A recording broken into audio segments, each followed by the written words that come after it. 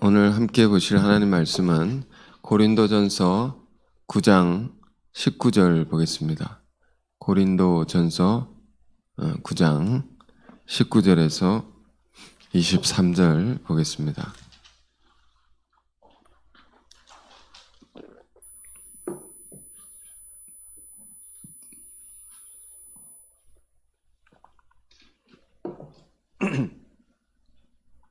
제가 읽겠습니다. 내가 모든 사람에게서 자유로우나 스스로 모든 사람에게 종이 된 것은 더 많은 사람을 얻고자 함이라.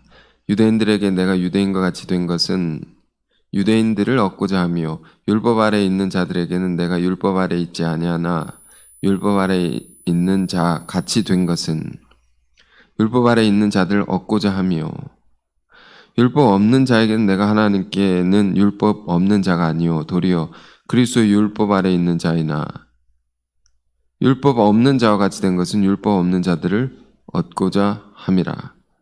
약한 자들에게 내가 약한 자와 같이 된 것은 약한 자들을 얻고자 하며 내가 여러 사람에게 여러 모습이 된 것은 아무쪼록 몇 사람이라도 구원하고자 함이니 내가 복음을 위하여 모든 것을 행함은 복음에 참여하고자 함이라. 아멘. 말씀의 제목은 19절 후반에 있는 더 많은 사람을 얻고자 함이라. 자, 이런 제목 삼아서 귀한 말씀 나누겠습니다. 여러분 추석 연휴 잘 보내셨습니까? 네. 연휴 끝난 거죠?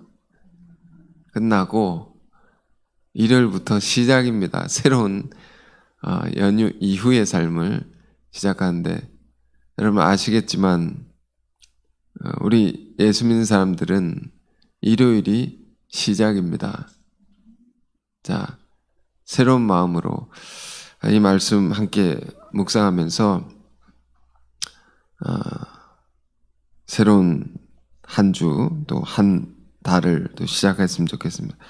10월은 특히나 우리 교회에 매우 소중한 달입니다.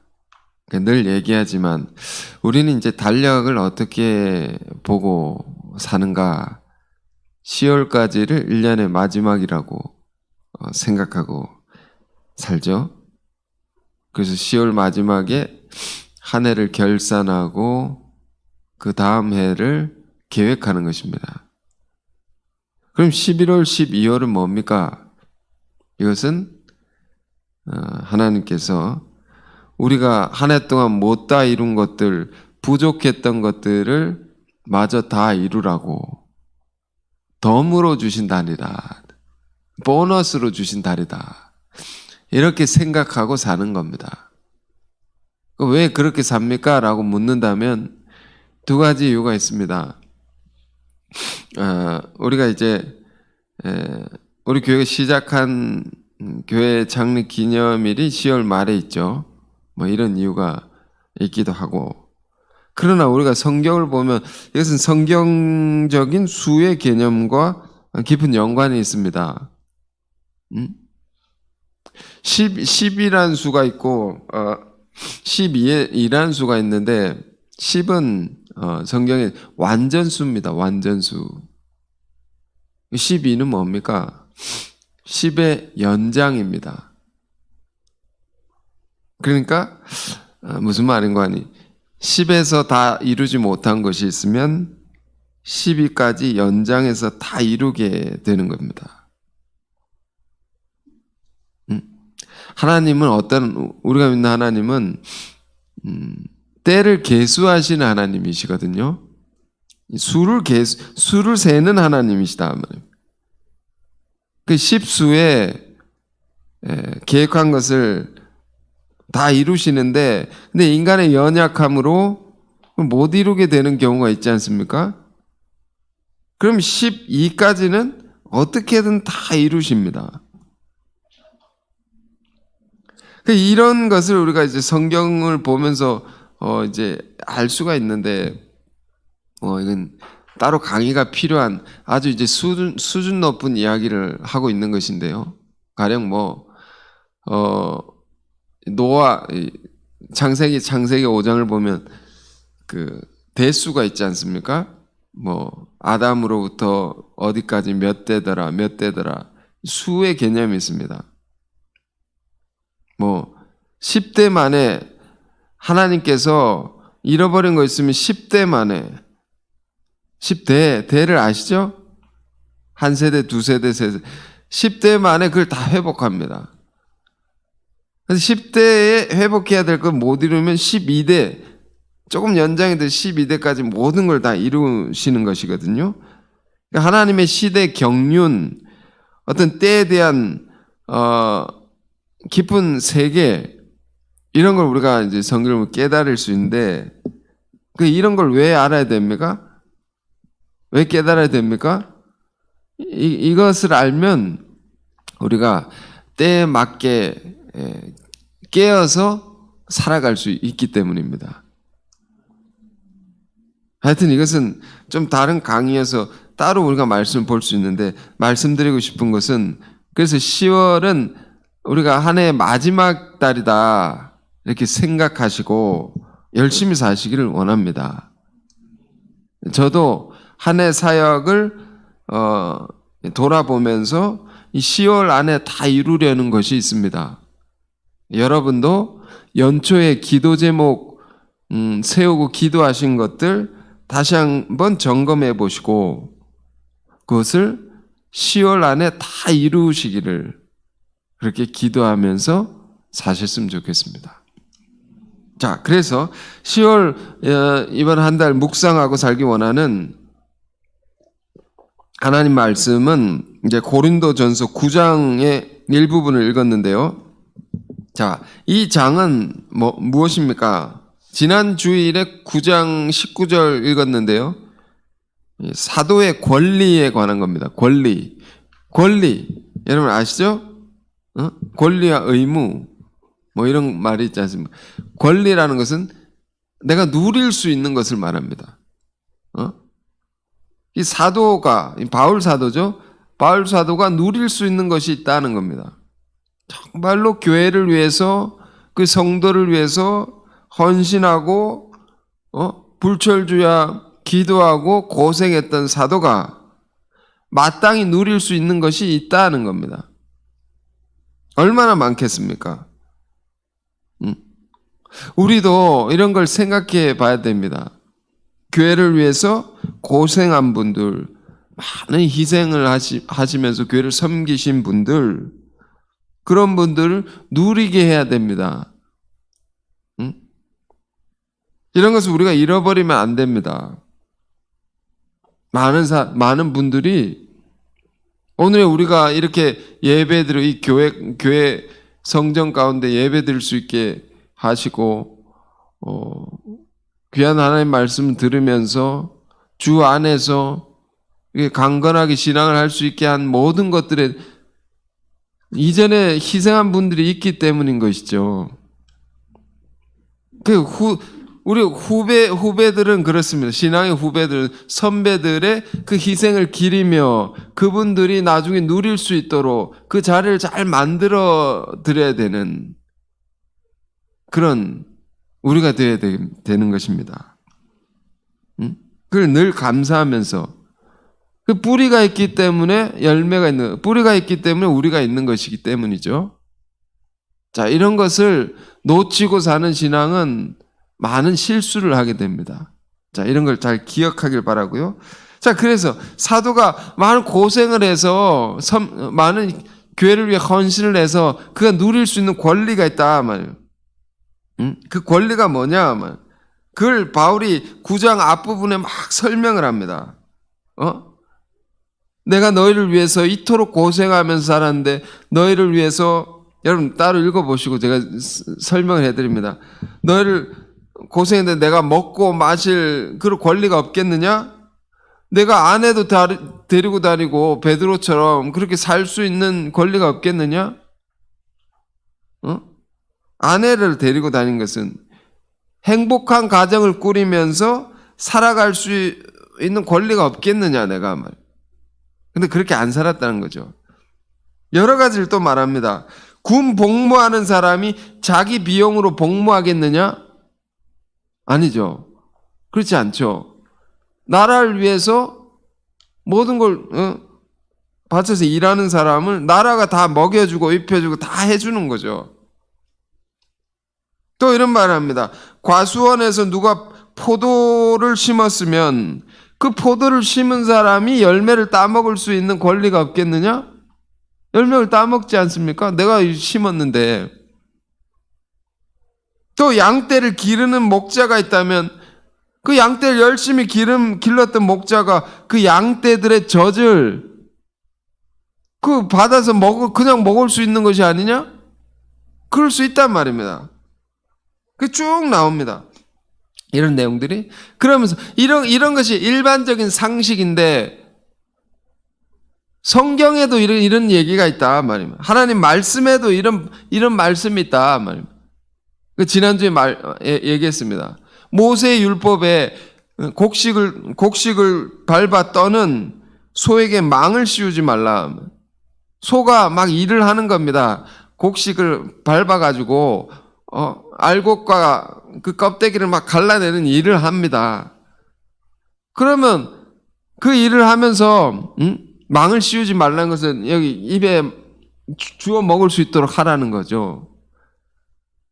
그 소도 먹을 것을, 일하는 소도 먹을 것을 주라는 율법이 있다. 이 법이 소를 위한 것이겠느냐 말이에요. 율법인데. 율법은, 소가 율법을, 성경을 읽을 수 있겠습니까? 이 사람을 위한 법이 아니냐 말이에요. 일한 만큼 그 대가를 받을 수 있다 말이에요. 이런 권리를 누릴 수 있다 말이에요. 성전의 일을 하는 자들은 성전에서 나는 것을 먹고 제단을 섬기는 자들은 제단에서 나오는 것을 먹는 것을 너희가 알지 못하느냐. 자, 이런 설명을 앞에 쭉 합니다. 그런데 바울이 하고 싶은 말이 뭡니까? 그 모든 권리를 나는 어떻게 하느냐, 어떻게 쓰느냐. 나를 위해 쓰지 않았다라는 겁니다. 나를 위해 쓰지 않는다. 그 모든 누릴 수 있는 것들을 다른 일을 위해서 한 영혼이라도 구원하기 위해서 내가 그 권리를 쓰노라. 오직 복음을 전하기 위해서 그걸 내가 쓰노라. 그런데 그것이 내 자랑이 될 수는 없다. 내가 어떤 대가도 받지 않고 복음을 전하는 것은 내 자랑이 될 수 없다. 이건 내가 마땅히 해야 될 일이기 때문에. 내가 받은 너무 큰 은혜가 있기 때문에 이렇게 하는 것은 내가 마땅히 할 일이지. 자, 바울이 이런 얘기를 9장에서 쭉 하고 있는 겁니다. 우리가 이제 9장을 읽으면서 뭘 생각합니까? 아, 사도가 이렇게 살았구나. 어떤 자세를 가지고 살았는가? 자기 삶을 살았는가? 이것을 우리가 보고 배울 수 있는 것입니다. 그러니까 바울은 정말 이렇게 멋있게 살았다 말입니다. 그래 고생을 했죠. 누구에게도 폐가 되지 않도록 스스로 참 밑바닥에서부터 다 고생하면서 이렇게 살아왔던 겁니다. 항상 밑바닥서부터. 개척을 교회를 세워도 남이 터 닦은 곳에는 가지 않는다 말이에요. 늘 개척하는 자리에 그 고생하는 자리에 가가지고 그 밑바닥서부터 이렇게 쌓아 올려가고 그렇게 살면서도 자기 몫을 요구하지 않았다 말이에요. 쉬운 일이 아닙니다. 요구하지 않습니다. 그렇기 때문에 바울은요 누구에게도 매이지 않습니다. 늘 당당합니다. 무엇을 해도 늘 힘이 있습니다. 스스로 찾아 세운 세계는 이렇게 힘이 있는 겁니다. 그런데 또 그러면서 겸손한 겁니다. 자기 의를 드러내지 않고. 완벽하죠, 완벽하죠. 사도의 삶이. 그리고 중요한 건 또 뭡니까? 우리 9장 읽으면서 배워야 될 중요한 것. 그의 삶에 있어서 삶의 목표가 있고, 응? 그 표대라는 것이 있잖아요. 그것이 너무도 분명했습니다. 너무도 분명했습니다. 그 목표와 목적이 다르겠지만 그것이 분명했다 말이면 내가 왜 이렇게 사느냐, 무엇을 위해 내가 이런 삶을 살고 있느냐, 이게 분명하고 흔들림이 없었습니다. 그에게 있어서 외적인 환경, 어떤 상황들은 중요하지 않습니다. 왜? 자기 안에 삶의 목표가 분명했기 때문에, 자기 안에 정체성이 분명했기 때문에, 이거 흔들리지 않는 것이 있기 때문에, 어디에서 어떤 일도 할 수 있는 것이고, 어떤 처지에서도 잘 적응할 수 있다 말입니다. 여러분, 우리가 추석 연휴 보냈지 않습니까? 뭐 가족분들 만난 분도 계실 테고 그렇지 못한 분도 계실 테지만 여러분 어떻게 보냈습니까? 우리가 어디서 무엇을 하든지 두 가지를 생각하고 살아야 됩니다. 예수 믿는 사람들은 나는 누구냐? 우리 정체성이 있는 것이죠. 우리 그리스도인이라는 겁니다. 예수를 믿고 예수를 따르는 자들이라는 겁니다. 이걸 잃어버리면 안 되죠. 정체성이 있는 겁니다. 어딜 가든지 나는 그리스도인이다. 예수님 안에도 두 가지 확고한 정체성이 있었습니다. 예수님 안에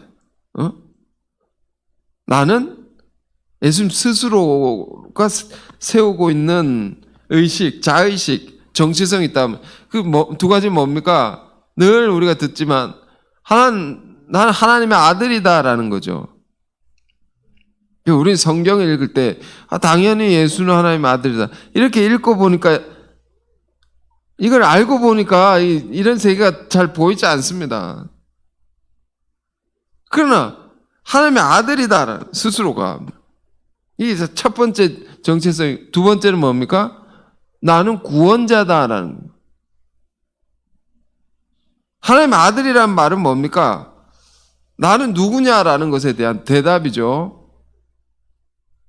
예수님은 마리아 요셉이라는 부모가 있어서 육신의 부모님이 있었죠. 그 부모를 통해서 태어나 마리아의 태를 통해서 난 아들이죠. 그게 역사적 사실이지만 예수님 안의 정체성은 뭐냐면 하나님의 아들이다. 나는 하나님으로 말미암은 존재라는 겁니다. 하나님에게서 나온 자다. 내가 내 뿌리가 그렇단 말입니다. 내 존재의 뿌리가. 그러므로 나는 하나님의 뜻을 이룰 자이고 그러므로 나는 하나님의 영광을 드러낼 자다. 그런 나라는 겁니다. 이걸 늘 갖고 사신 것입니다. 두 번째는 뭡니까? 나는 구원자다. 이게 뭡니까? 구원할 사명을 가진 자다. 그리고 고통받는 영혼들이 있는 곳, 죄 가운데 있는 어둠 가운데 있는 영혼들을 그들을 내가 건져낼 자다라는 겁니다.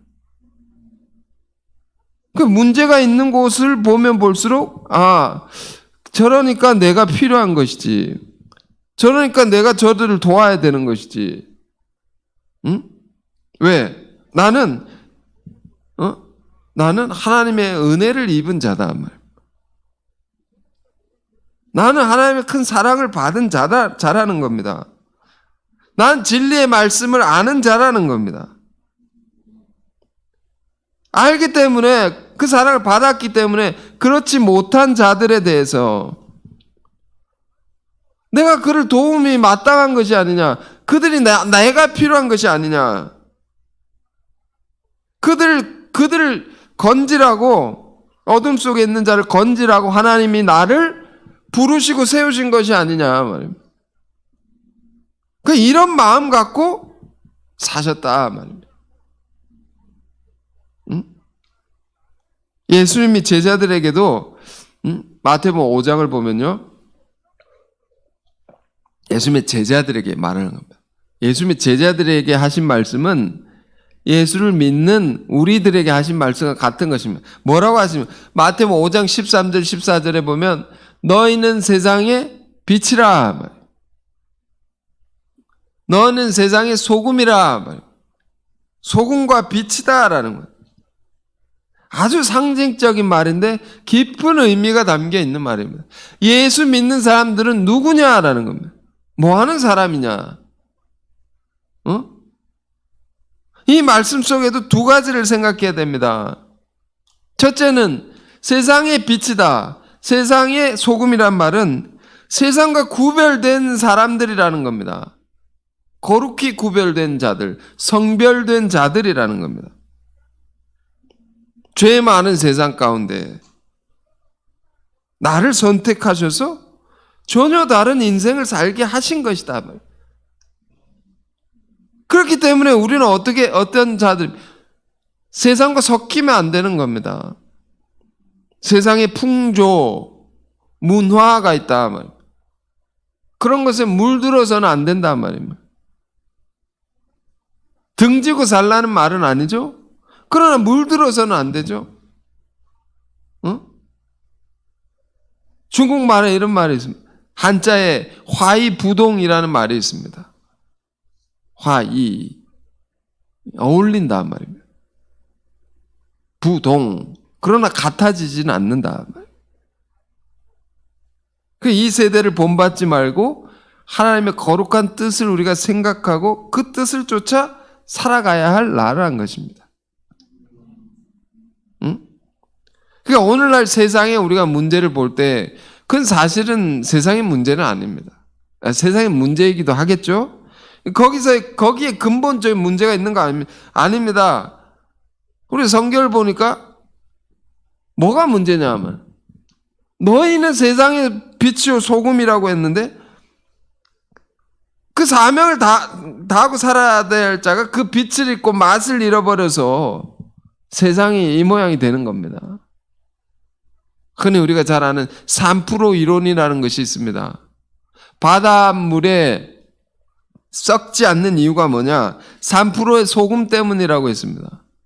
3% 뭐 좀 덜 된다고 하죠. 바다에 그 넓은 바다에 온갖 오물이 다 들어가도 썩지 않는 이유가 뭐냐? 그 소금이 3%, 그 조그만 소금이 있기 때문에 썩지 않는다. 그 소금이 맛을 잃으면 어떻게 됩니까? 세상은 다 썩게 되는 것이죠. 그러니까 세상의 문제는 믿는 자들에게 책임이 있다 말입니다. 우리가 복음으로 변화되었을 때, 그 놀라운 은혜로 우리가 새로워졌을 때 우리가 어땠습니까? 내 모든 걸 다 들여서라도 아깝지 않은 그런 헌신할 마음을 하나님께서 부어주시죠.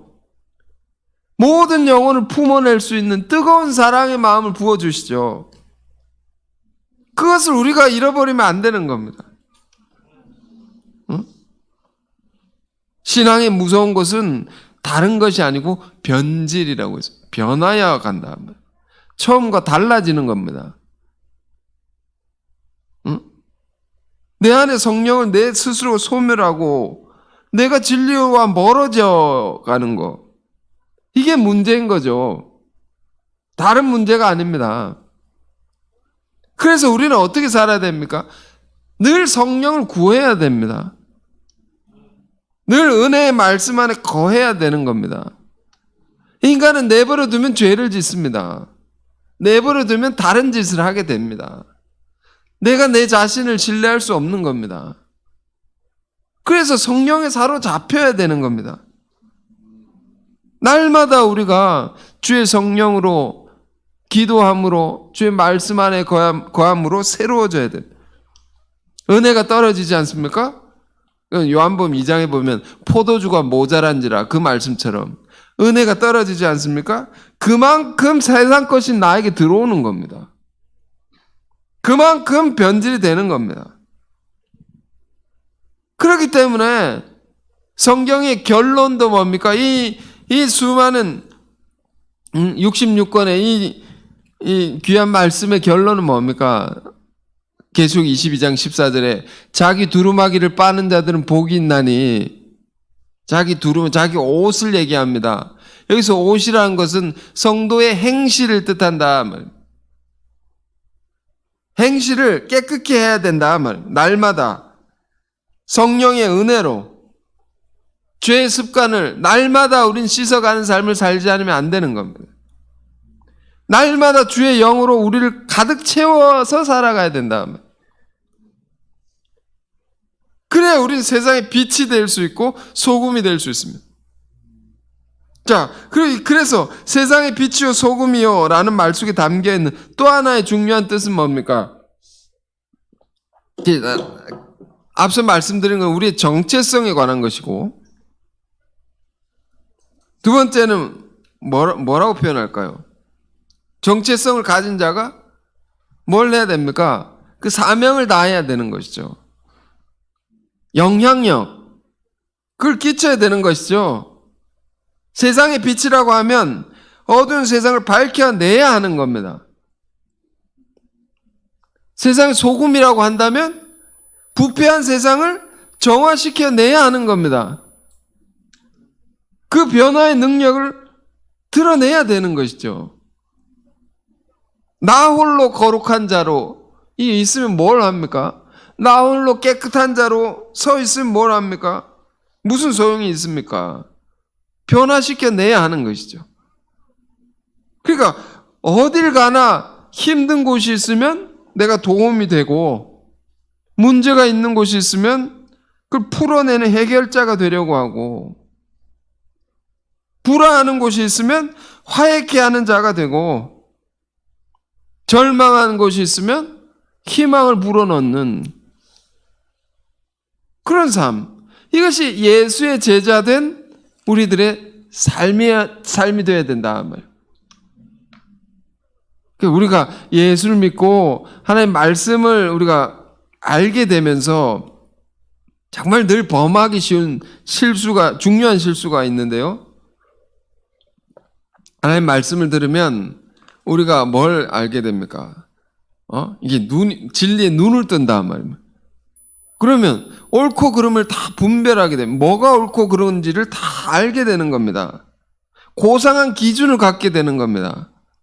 이건 틀렸고 이건 옳은 것이고. 근데 믿지 않는 사람, 성경을 모르는 사람들이 이런 게 분별력이 없지 않습니까? 없단 말입니다. 그러다 보니까 나는 옳고 당신 틀리다라는 것이 우리에게 자리 잡게 되면서 남을 판단하고 정죄하기 쉽습니다. 예수 믿는 사람이. 그 옳고 그름을 가려내는 것까지는 얼마나 좋은 일입니까? 중요한 것은 가려내서 우리가 뭘 해야 됩니까? 그런 일을 하는 사람을 옳은 대로 이끌어야 되죠. 인도해내야 되지 않습니까? 그런데 더 미움을 갖게 만든단 말입니다. 더 싫어하게 만들고 예수 믿는 자를 영광을 가린단 말입니다. 예수 믿는 자가 어떻게 저럴 수 있느냐? 하나님의 말씀 진리를 안다는 자가 왜 저러냐? 그럼 여러분, 믿지 않는 자가 믿는 자에게 기대하는 것이 있습니다. 기대하는 것이 있다. 여러분, 이런 걸 생각해 보기를 원합니다.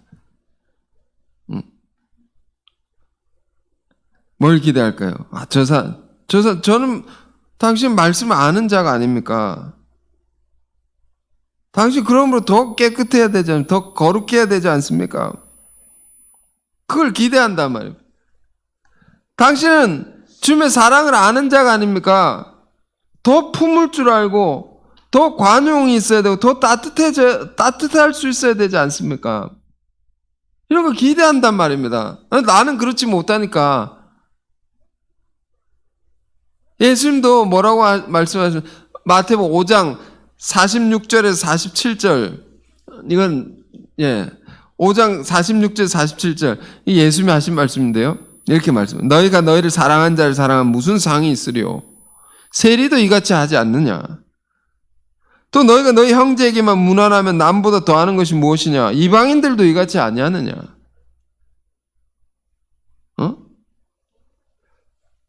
그 사랑할 만한 사람을 사랑하면 그건 다 누구든지 다 할 수 있는 것이다. 세리도 이같이 한다. 세리도 이같이 한다는 말은 그 신앙이 없고 돈만 아는 세상 사람들도 그렇게 한단 말이야. 너희가 너희 마음에 맞는 사람하고만 잘 지내면 그 남보다 더한 것이 뭐가 있느냐? 이방인들도 교회 안 다니는 사람들도 예수 안 믿는 사람들도 다 그렇게 한다라는 겁니다. 너희가 그보다 나은 것이 뭐냐 말이야. 응? 이 말은 무슨 뜻입니까? 무슨 말을 하시는 겁니까? 풀어서 얘기하면 너희는 더 사랑할 수 있어야 되지 않느냐? 너희는 더 마음이 넓어야 되지 않느냐? 너희는 받아들이기 힘든 사람도 받아들일 수 있는 진리를 알고 사랑이 있지 않느냐 하면 그렇게 살아야 하지 않느냐? 왜 똑같이 하느냐? 이 말씀을 언제 하셨습니까? 예수님께서 원수를 사랑하라. 그 가르치실 때 이 말씀을 하셨습니다. 자, 이것이 우리가 진정으로 세상의 빛이 될 수 있는 삶입니다. 이것이 진정으로 우리가 소금이 될 수 있는 우리의 삶입니다. 왜 이런 얘기를 하죠? 오늘 본문과 관계가 있습니다. 지금 본문 돌아가서 사도의 삶의 자세를 보십시오. 이 말씀 여러분 너무 잘 알지 않습니까? 바울은 이렇게 말해요. 내가 모든 것에서 자유인이다. 마음대로 다 할 수 있는 것이다, 내가. 누구에게 빚진 것도 없고, 매인 것도 없고, 스스로 내가 고생하면서, 헌신하면서 다 해왔고, 그래서 충분히 많은 사람들로부터 내가 받아야 될 것도 많고, 누릴 것도 많다. 그러나 나는 어떻게 사느냐? 스스로 모든 사람의 종이 되었다. 종이 된다는 것은 다 섬긴다는 겁니다. 종이 된다는 것은 모든 사람을 뭡니까? 그들의 입장에서 이해하고 그들을 잘 맞추어 줄 수 있다는 겁니다. 한자말에 이런 말이 있죠? 역지사지 입장을 바꿔 생각해보라. 상대의 입장에서 내가 서보는 겁니다. 그의 자리에 서서 그를 이해하고 공감하는 겁니다. 바울은 내가 누구와 함께 있어도 내가 그럴 수 있다고. 진짜 복음의 사람은요, 정말 이렇습니다. 누구와 있어도 잘 지낼 수 있습니다. 진짜 은혜를 받으면요, 이렇게 살 수 있습니다. 심지어 우리 신앙의 선배들은요, 우리 교회 신앙의 선배들은 이런 기준까지 있었습니다. 결혼을 하는데 누구를 만나도 다 결혼할 수 있다. 이게 좀 이상한 말일 수 있는데, 누구를 만나도 다 잘 살 수 있다. 왜? 그리스도의 은혜를 우리가 알기 때문에. 예수님은 죄인들을 위해서 모든 걸 비우고 모든 걸 낮추시고 죽기까지 복종하셨다. 그 은혜를 아는 사람, 그 사랑을 아는 사람은 누구랑 만나도 잘 지낼 수 있다. 다 비울 수 있고 다 낮출 수 있고 맞추어 줄 수 있는 겁니다. 우리의 삶이 여러분 이것이 이 차원이 열릴 때 전혀 새로워질 수 있습니다. 이것이 열릴 때 진짜 성숙한 그리스도인이라고 할 수 있습니다. 여러분의 관계가 막히고 불화가 생기고 분쟁이 있는 것은 우리 관계 속에 이런 것이 있는 것은 우리가 이런 세계가 잘 안 열려서 그런 겁니다. 아니, 저 사람 왜 저러나? 도저히 이해가 안 간다. 왜 그렇습니까? 내 입장에서 자꾸 바라보고 있으니까 그렇죠. 그가 잘못하고 있다 할지라도, 그가 이해 못할 행동을 한다 할지라도 그의 입장에 서서 내가 바라보지 못하기 때문입니다. 응? 은혜를 모르고 하나님 말씀을 모르면, 사랑을 알지 못하면 그럴 수 있습니다.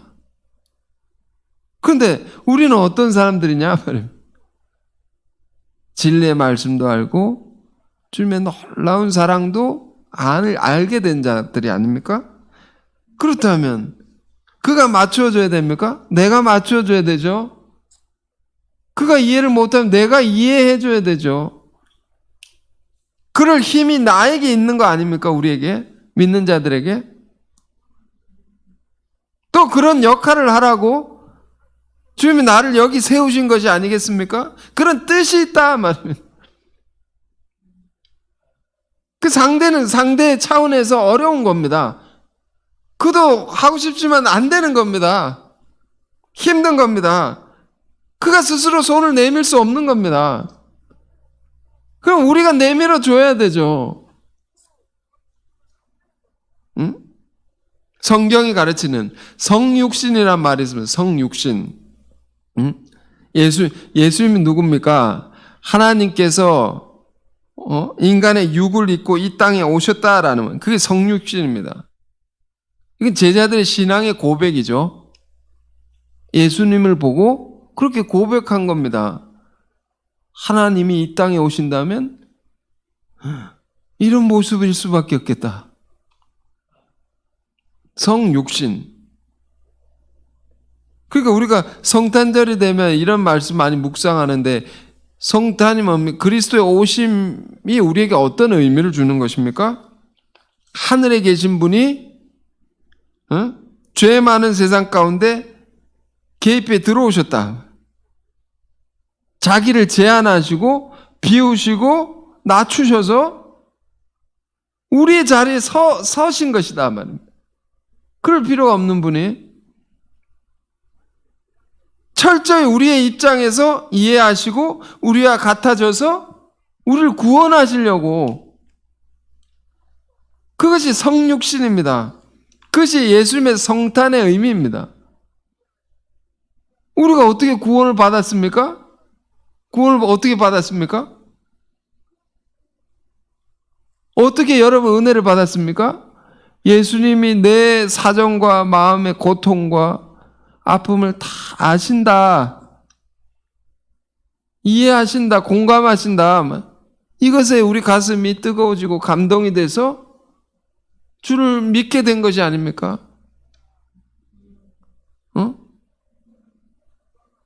우리는 낮아져야 됩니다. 그래야 그 영혼을 살릴 수 있습니다. 그의 마음을 열 수가 있습니다. 하나님의 입장에서 죄 많은 인간을 볼 때 얼마나 이해가 안 되겠습니까? 이런 거 우리가 인도자의 마음을 알기가 굉장히 어렵지 않습니까? 근데 그 자리에 서 보면, 이렇게 답답해 하셨겠구나. 이해가 안 될 수도 있었겠구나. 내 행동이, 내 생각이. 어떻게 저럴 수 있지? 그런 모습이 하나님 우리 보시기에 그런 게 얼마나 많겠습니까? 그러나 그런 우리를 정죄치 아니하시고 우리와 같아지셔서 죄인의 모양을 가지셔서 우리의 연약함을 다 체휼을 하시고 십자가의 고난, 죽음까지 당하면서 우리를 죄로부터 건지시고 우리에게 영원한 생명을 주셨다 말입니다. 이 사랑인 것이죠. 이걸 깨달아야지 됩니다, 우리가. 그래야지 성숙한 신앙의 길로 들어가는 겁니다. 이 주님의 사랑을 이 바울이 깨달은 겁니다. 그래서 빌립보서 2장 5절에 그런 말씀이 나오게 된 겁니다.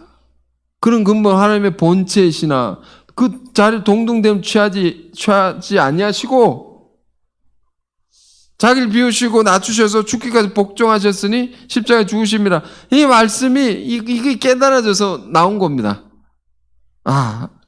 그 깊고 깊은 사랑을 깨달았다. 그래서 나도 그렇게 살아야겠다. 그래서 산 겁니다. 그렇게 산 사도가 얘기를 하는 겁니다. 그게 오늘 본문의 이야기죠. 19절 다시 봅니다. 내가 모든 사람에게 자유로우나 스스로 모든 사람에게 종이 된 것은 더 많은 사람을 얻고자 함이라. 유대인에게 내가 유대인과 같이 된 것은 유대인들을 얻고자 하며 얻는단 말입니다. 어떻게 얻습니까? 전도하는 것이죠.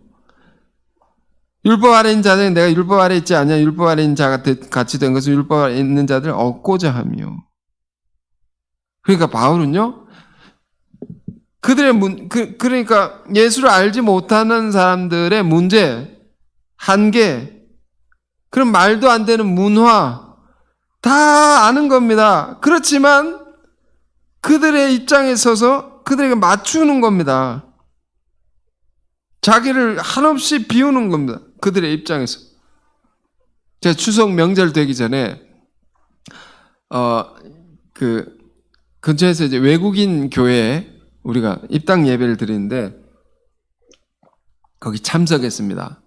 이제 코로나 상황에 선교사님들이 나가서 이제 선교를 못 하시게 되니까 못 나가시니까 선교사님들이 국내에 있는 외국인을 대상으로 복음을 전하려고 교회를 세운 겁니다. 그래서 여기서 전도하시고 그 사람들을 또 본국으로 파송해서 사역자에서 그런 일을 하게 되는 것인데 예배를 드리고 나서 선교사님들하고 대화를 했습니다. 그 국내에 있는 이제 선교사님들이 나가지 못하고 계신 선교사님, 베트남 선교사님, 인도네시아, 말레이시아, 태국 이런 동남아시아의 선교 상황들을 많이 들었습니다. 제가 거기서 어떻게 복음을 전하고 있는지 많이 들었는데 굉장히 힘들었습니다. 듣고만 있는데 혈압이 이렇게 오르는 겁니다. 가슴이 답답해지는 겁니다. 왜냐하면 그 문화가 정말 이해할 수 없는 문화들이 있는 겁니다. 교회 안에 우리 예배 드리는 사람들도 이제 우리가 예배를 드릴 때 일반적 가진 상식이 있습니다. 뭐 줄 예배는 언제 드리고 예배 드리고 와서는 어떻게 하고. 근데 그런 상식도 없는 다른 상식을 갖고 있는 사람들이 있다. 이해가 어떻게 그럴 수 있느냐? 우리의 입장에서. 근데 저쪽의 입장에서는 아니 당신은 뭐 어떻게 나한테 그럴 수 있느냐 이렇게 얘기를 한다는 겁니다. 그 복음을 전하는 데 있어서 온갖 장벽들이 언어의 문제, 문화의 문제 얼마나 많겠습니까? 근데 이제 선교사님들이 대단한 분들입니다. 하나님 끝까지 인내하면서 가르쳐야 됩니다. 인내를 왜 해야 되면 그냥 막 가르친다고 듣겠습니까?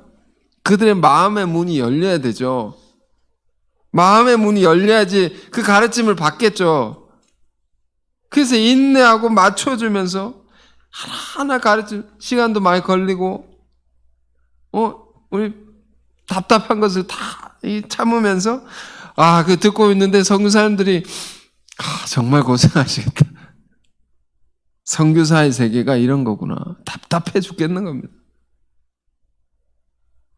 그러면서 한국에서 우리가 복음을 전할 수 있다는 것은 이건 말할 수 없는 축복이다.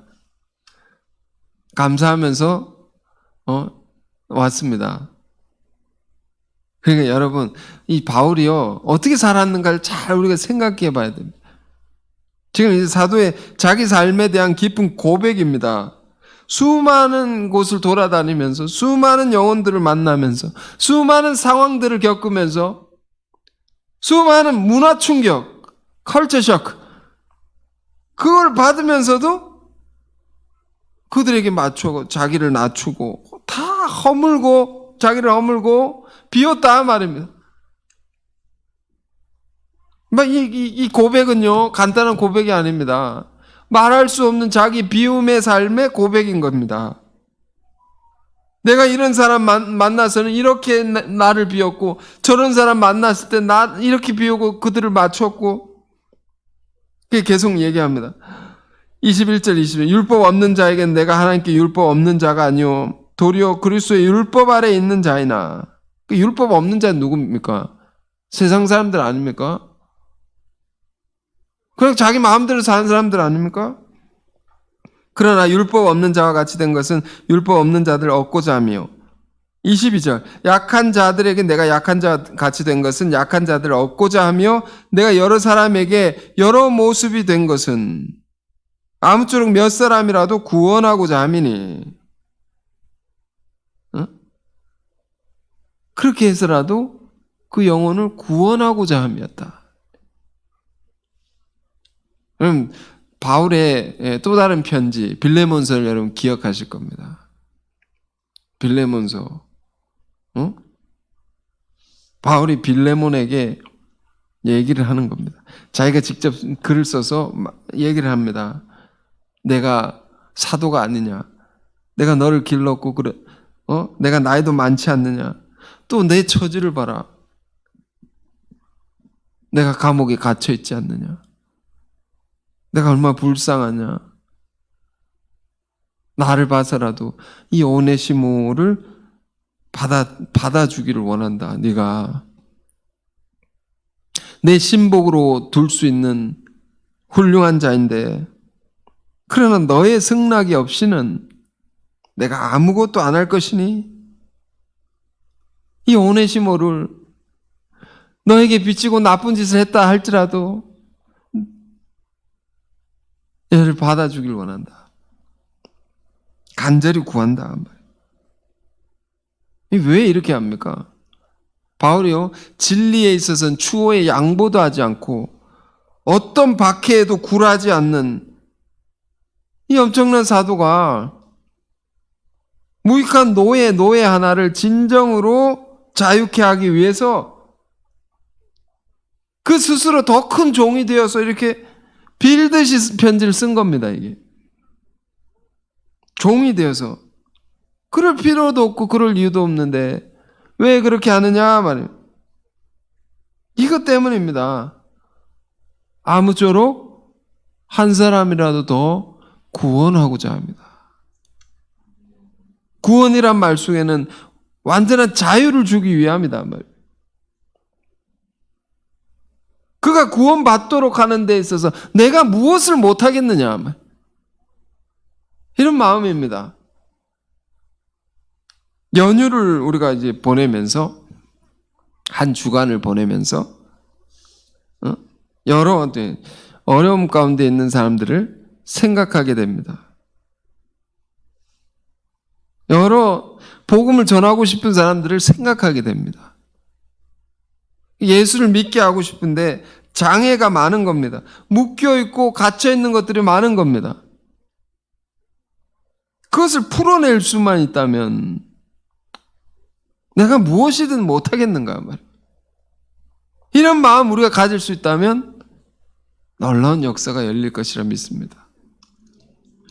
뭐든지 내가 못하겠는가. 그러면서 이렇게 말하죠. 아무쪼록 몇 사람을 구원하고자 함이니 내가 복음을 위해 모든 것을 행하면 복음에 참여하고자 함이라. 자, 바울이 23절에 이런 말입니다. 이렇게 사는 것이 복음 안에서 사는 것이 아니냐. 이렇게 사는 것이 주님이 우리에게 보이신 길이 아니냐 말입니다. 나는 그런 복된 길에 참여하노라. 그러니까 이 말은 또 무슨 말입니까? 고린도 교우들이요, 이 말씀을 읽는 모든 사람들이요, 모든 그리스도인들이요, 이 복된 길에 참여하길 원합니다. 나와 같이 살기를 원합니다. 여러분, 자, 10월이 됐습니다. 10월이 됐고 4일째인데 이번 한 달 어떻게 사시겠습니까? 한 달뿐 아니라 이후로도 우리 그리스도인들이, 예수 믿는 사람들이 어떤 자세를 가지고 살기를 원합니까? 응? 먼저는 이걸 알길 원합니다. 나 같은 죄인을 구원하기 위해서 자기를 낮추시고 비우신, 죽기까지 복종하신 그 그리스도의 깊은 마음을 우리가 알길 원합니다. 이걸 알아야 됩니다.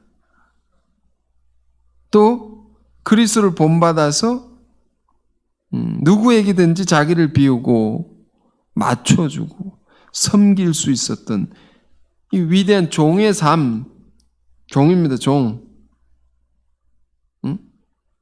이렇게 살았던 사도를 우리가 본받길 원합니다. 그러니까 이런 말이죠. 내가 한 영혼 구원하는데 내가 무엇이든 못하겠는가? 한 사람 살리는데 뭘 못하겠느냐 말입니다. 저는 여러분 이 마음 가지고 1년의 마지막 같은 10월의 한 달을 여러분 모두가 열심히 사시길 바랍니다.